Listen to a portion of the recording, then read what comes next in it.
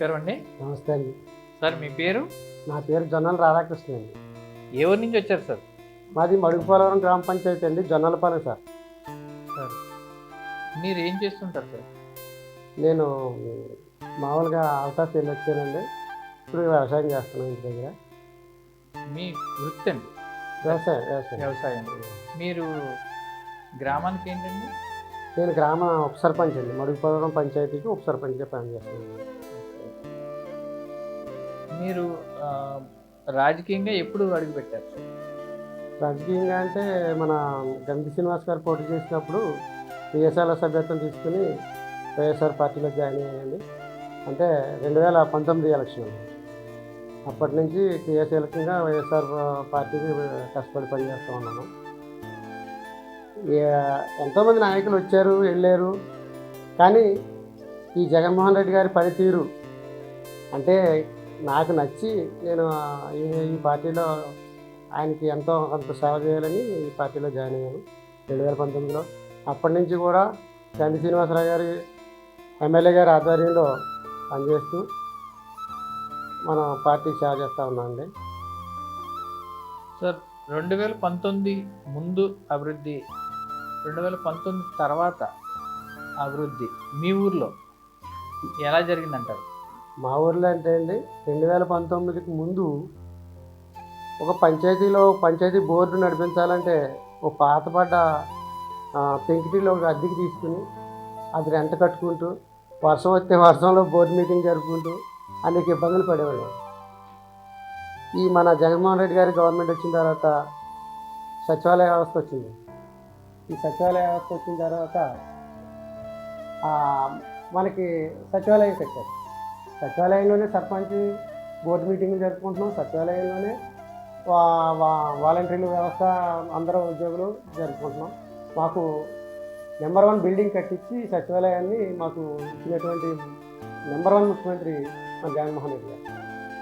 అదే కాకుండా మడుగుపోలవరం లంకలో 18 లక్షలు పెట్టి వాటర్ సప్లై అంటే వాటర్ ట్యాంక్ కట్టించారని మన గన్సీన్ గారు. అదొక అభివృద్ధి జరిగింది. ఇంకా సీసీ రోడ్లు కొన్ని సెలెక్ట్ అయినాయండి. ఇప్పుడు రన్నింగ్లో వేద్దామనేటప్పటికి ఎలక్షన్ కూడా వచ్చింది. అవి కూడా మన శ్రీనివాసరావు గారు మన గన్సీన్ గారు ఇచ్చారు. అనేక ఉన్నాయండి ఇచ్చినవి. నాడు నేడులో ఏదైనా పాఠశాలలు మీకు ఏమైనా అభివృద్ధి అయింది? నాడు నేడులో మాకు అయితే 4 స్కూళ్ళు ఉంటాయండి పంచాయతీ మొత్తానికి. జొన్నలపాలెం 1లో ఒకటి, జొన్నలపాలెం 2లో ఒకటి, మడుగుపోలవరం లంకలో ఒకటి, మడుగుపోలవరం మెయిన్లో ఒకటి.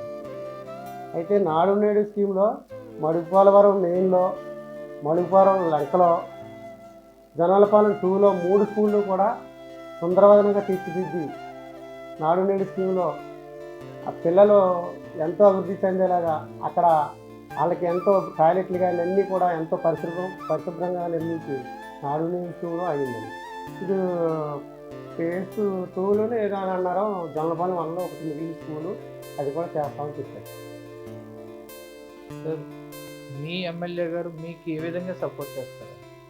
మా ఎమ్మెల్యే గారు అయితే ఆయన ఎవరైనా బాబు ఎమ్మెల్యే గారి దగ్గరికి వెళ్తే అని గడిచే కొత్త భయం ఉంటుంది. అలా కాదండి, ఈ చిన్నపిల్లలు మాట్లాడుతాం. మనం వెళ్ళామనుకోండి, మన సమస్య ఏంటనేది కనుక్కొని దాన్ని వెంటనే సంబంధిత అధికారులని పిలిచి ఆ సమస్యని ఇమీడియట్గా చక్కదిద్దే సమర్థుడైనటువంటి వ్యక్తి మన గంధి శ్రీనివాసరావు గారు. మీకు దగ్గరలో ఉన్న పట్టణం ఏంటంటే భీమవరం. Okay sir. భీమవరంలో అభివృద్ధి గురించి మీరు ఏమైనా చెప్పగలరా? భీమవరంలో మంచినీళ్ళకు చాలా ఇబ్బంది పడేవాడు. అలాంటి సమస్యను మన ఎమ్మెల్యే గారు గంధి గారు ఇవాళ మంచినీటి సమస్య లేకుండా మంచినీటి చెరువు తవ్వి దానికి పైప్ లైన్లు అన్ని వార్డులకి, కౌన్సిలర్ వార్డులకి, అన్ని వార్డులకి కూడా పూర్తిగా మంచినీళ్ళు సప్లై చేసి మంచినీటి సమస్య తీర్చినటువంటి ఏకైక ఎమ్మెల్యే ఎవరంటే గంధి గారు. ఆ సమస్యలో ఇబ్బంది లేదు. ఇంకొకటి అన్ని వార్డుల్లో కూడా సిమెంట్ రోడ్లు, సిమెంట్ రైళ్లు విపరీతంగా ఆయన అందరికీ ప్రజలకి సమకూర్చారు. సంక్షేమ పథకాలు అందుకుంటున్న మీ ఊరి ప్రజలు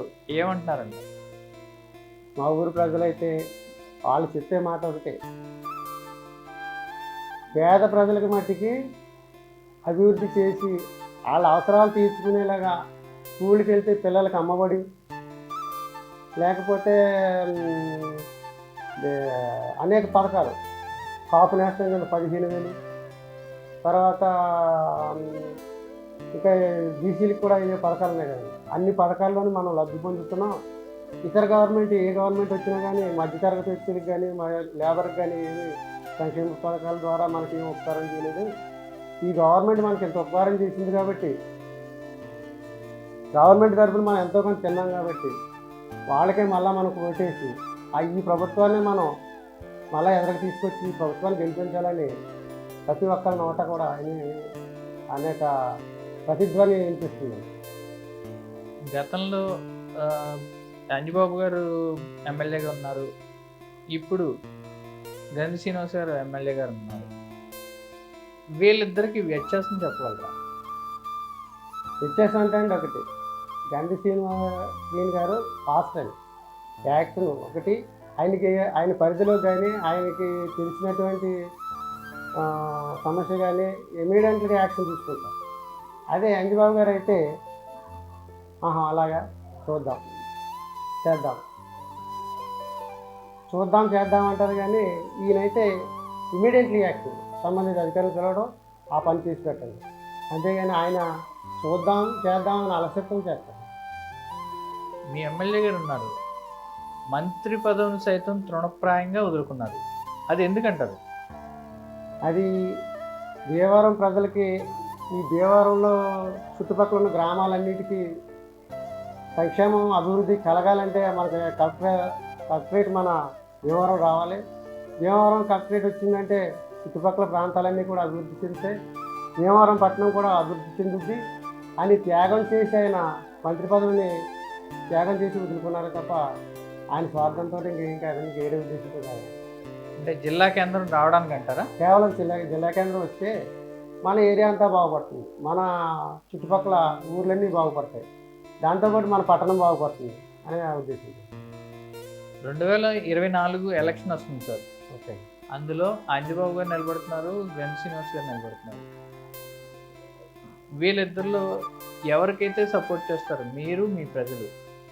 మేమైతే గంధి శ్రీని గారికే సపోర్ట్ చేస్తాము. ఆయన మాకు అందుబాటులో ఉండే వ్యక్తి, ఏ అవసరం వచ్చినా వెళ్ళి అడిగిన వెంటనే తీర్చే వ్యక్తి, అలాంటి వ్యక్తికి సపోర్ట్ చేస్తాం. కానీ అంజిబాబు గారు ఆయన ఏదో అనాలని కాదు, ఆయన ఫాస్ట్ కాదు, ఆయన విద్యుడైపోయాడు, ఆయన అంత ఫాస్ట్గా తీసుకోలేదు నిర్ణయాలు, ఆయనతో కాదండి, గంధి శ్రీని గారితో ఉంటుంది. మీ ఊర్లో ఎన్ని ఓట్లు ఉంటాయి సార్? మా ఊళ్ళో సుమారు 3,000 ఉంటాయి. 3,000. ఈ 3,000లో 2024 ఎలక్షన్లో మీరు గంధి శ్రీనివాస్ గారికి ఇచ్చే మెజార్టీ ఎంత సార్? సుమారుగా 1,500 పైబడే మేము మెజార్టీ ఇవ్వగలం, తక్కువే ఉంటుంది. థ్యాంక్ యూ సార్, నమస్కారం అండి. నమస్కారం.